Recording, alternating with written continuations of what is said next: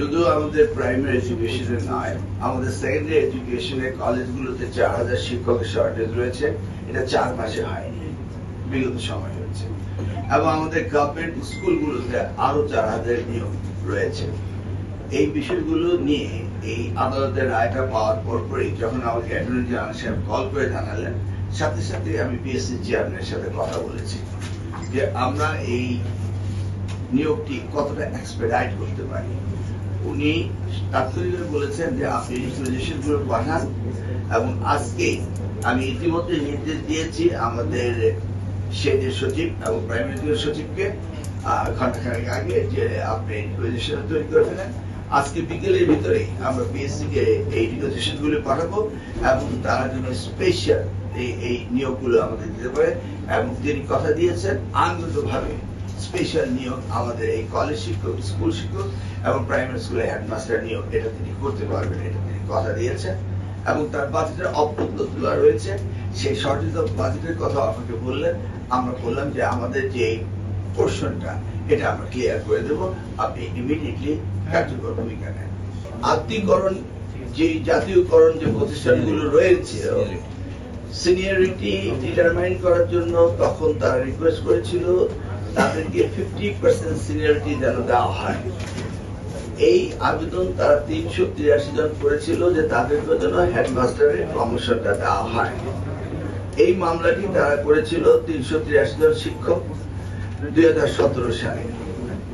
এই মামলাটি আর নিষ্পত্তির কোনো চেষ্টা করা হয়নি, ওভাবেই চলেছিল। আমরা দায়িত্ব পাওয়ার পর বিষয়টি আমরা খুব সিরিয়াসলি গুরুত্ব দিয়ে বিবেচনা করি যে আমাদের শিক্ষকের প্রয়োজন রয়েছে। প্রধান শিক্ষক শূন্য কোন বিদ্যালয়ে থাকতে পারবে না। এই বিষয় নিয়ে আমরা ল মিনিস্ট্রির সাথে যোগাযোগ করি এবং পরবর্তীতে আমরা মাননীয় প্রধানমন্ত্রীর সাথে এটা নিয়ে আলোচনা করি।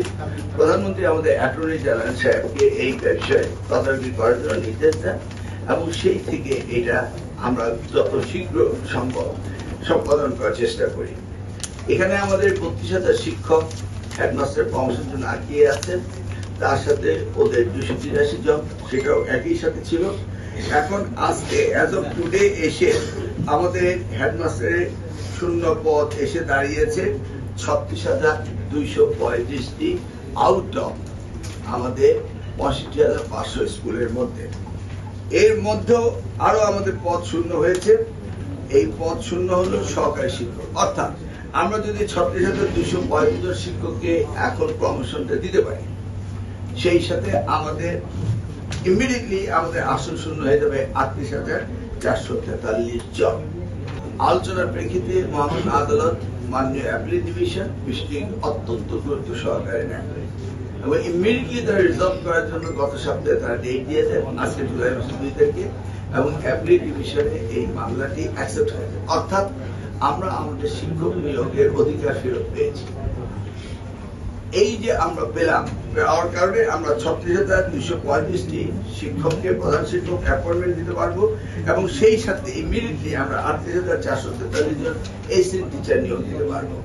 এটি হচ্ছে আজকের দিনে এই শিক্ষা মন্ত্রণালয়ের প্রাথমিক বিভাগের জন্য আমার মাহাদি আমিনের জন্য সবচেয়ে একটি গুরুত্বপূর্ণ সুখবর এবং সারা দেশবাসীর জন্য এটি একটি সুখবর আমরা পেয়েছি।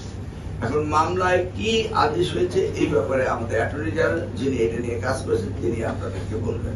এত বড় একটা অচল অবস্থা, আমার 65,000 প্লাস স্কুলের ভিতরে 36,000 প্লাস স্কুলে আমরা ইতিমধ্যে এত বছর ধরে আমরা প্রধান শিক্ষক দিতে পারছিলাম না। প্রধান শিক্ষক ছাড়া একটা স্কুল অচল হয়ে যায়।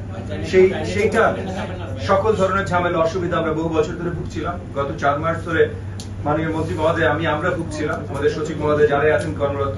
তো মাননীয় প্রধানমন্ত্রী মাননীয় মন্ত্রী মহোদয় পরিষ্কার করেছেন, মাননীয় প্রধানমন্ত্রীর প্রথম থেকে আমাদেরকে যতখানি সহযোগিতা করা সম্ভব সরকারি জায়গা থেকে, কারণ কোর্ট ব্যবস্থা পুরোপুরি ইন্ডিপেন্ডেন্ট, কিন্তু মাননীয় অ্যাটর্নি জেনারেল আমাদেরকে পুরোপুরি ভাবে সহযোগিতা করেছেন এবং আমি মাননীয় চিফ জাস্টিস এবং অ্যাপিলেট ডিভিশনের জাস্টিসদেরকেও অসংখ্য ধন্যবাদ জানাই যে তারা এই বিষয়টা গুরুত্বটা সঠিকভাবে অনুধাবন করেছেন এবং তারা এখন আমাদেরকে পরিষ্কার করে দিয়েছেন যে আমরা এই 36,000 প্লাস স্কুলগুলোতে আমরা প্রধান শিক্ষক নিয়োগ দিতে পারি।